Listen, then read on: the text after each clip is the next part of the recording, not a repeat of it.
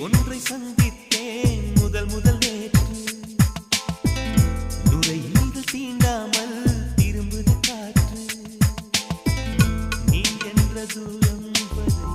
நீளாதோ எந்த